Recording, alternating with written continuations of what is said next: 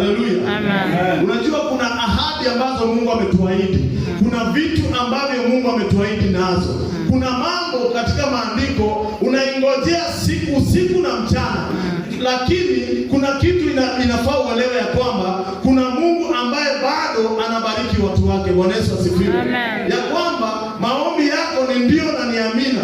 Hakuna siku utalilia Mungu na ubaki jinsi ulivyo. Amen. Glory to God. Amen. Kama kuna jambo unalilia Mungu kwa ajili yalo, kama kuna kitu unatamani kwa moyo wako kwa ajili yake, kama kuna wokovu unatamani, kuna kiu ndani yako unataka Mungu akufikishe mahali, ninasema leo ni ndio. Haleluya. Kwa sababu alisema ndio wakati alisulubiwa msalabani. Kama angelikataa kusulubiwa msalabani, asiseme ndio, ingelikuwaje leo mimi na wewe? Bwana Yesu asifiwe.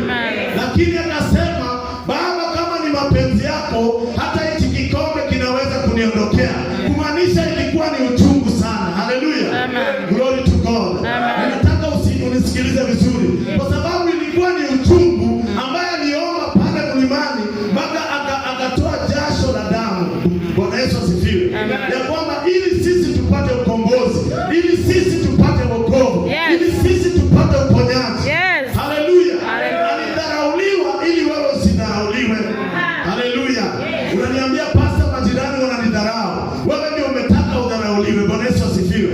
Sema sitadharauliwa tena. Sitadharauliwa. Rejection spirit itoke kwa maisha yetu. Kwa sababu tumelipiwa. Feva ikufuate. Haleluya. Hiyo feva ya msalaba, hiyo damu iliyomwagika inamaanisha feva. Haleluya. Inaitwa cross border anointing. Unaenda mahali popote unakubalika. Haleluya. Haleluya. Kubalika kwa sababu ya damu ya Yesu. Anasema mkiniinua nitawainua. Haleluya. Labda unakataliwa kwa sababu umeficha Yesu mfukoni. Haleluya. Yesu hawezi toshea kwa mfuko. Hii simu inaweza toshea kwa mfuko. Haleluya. Lakini labda tunaangalia